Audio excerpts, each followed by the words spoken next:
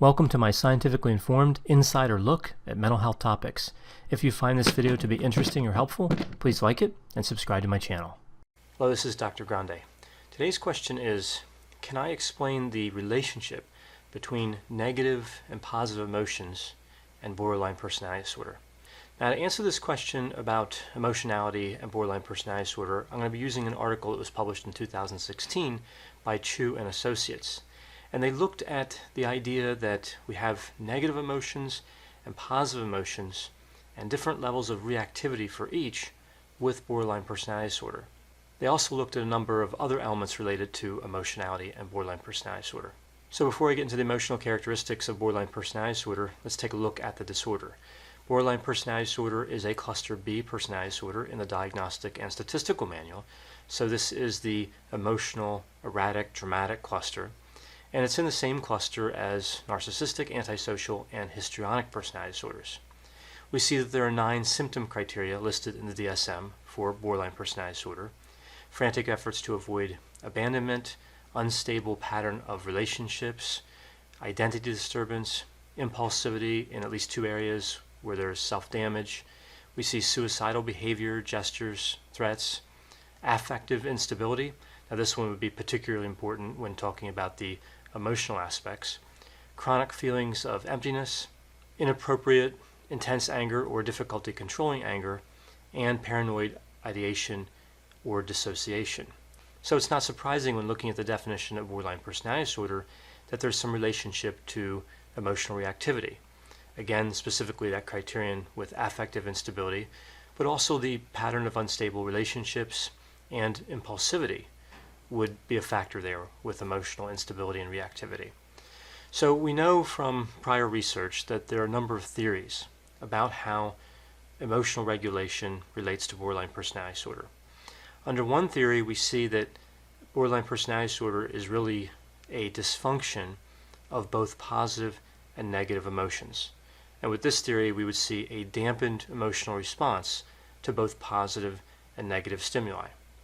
Another similar theory is that both positive and negative emotions are involved, but it's mostly an expression of negative emotions, and there's high variability with positive emotions. So on the positive emotion side, we see large swings, but we see consistently negative emotions. That's a second theory. A third theory is that borderline personality disorder is mostly a disorder involving negative emotions, and it's really not any different in terms of positive emotions between people with borderline personality disorder and those that do not have the disorder.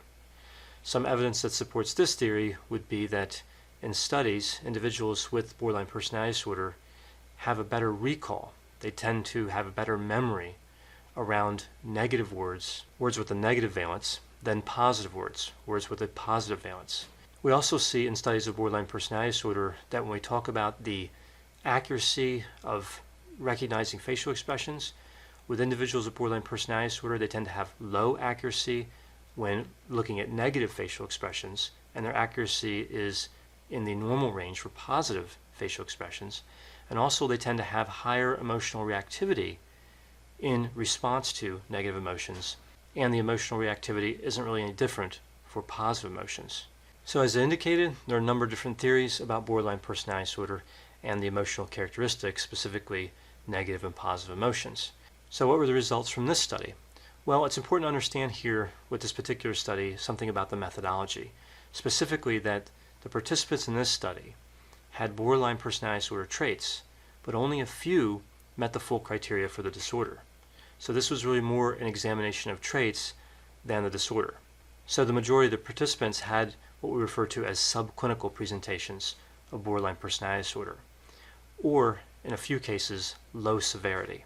Their mood, both positive and negative, was tracked on a daily basis, and the theory behind this study was that in looking at individuals who have borderline personality disorder traits but not severe presentations, there would be a higher level of accuracy. The results would be more accurate, because one of the theories is that with borderline personality disorder and measurement, the emotions themselves, the symptoms themselves, get in the way of accurate measurement. So the results were that there was a strong association between borderline personality disorder symptoms and negative emotions. but only small deficits in positive emotions were observed. And these findings, this finding about negative and positive emotions, were consistent across borderline personality disorder symptoms when looking at frequency, duration, and severity. So these findings were consistent across several dimensions. We also see in the findings here that there was really no difference on the levels of positive emotions with individuals with borderline personality disorder traits. There was the same reactivity in relation to positive emotions. There was no pattern of high or low positive emotion intensity like we would see with the negative emotions. There was a lot of variability in the duration and frequency of positive emotions, but not more than we saw with the negative emotions. So this finding was interesting because this is different than some of the findings we see in earlier research, where there was more variability in the duration and frequency of the positive emotions than the negative emotions. So a major limitation, and I suppose conceptually also a strength of this study, was that it was a subclinical borderline personality disorder population, not a clinical borderline personality disorder population. So one possibility here to explain these findings would be that if we were looking at individuals with higher severity of borderline personality disorder traits, that there would be higher variability in terms of positive emotions. A study like this that looks at subclinical borderline personality disorder isn't inherently less valuable than one that looks at borderline personality disorder.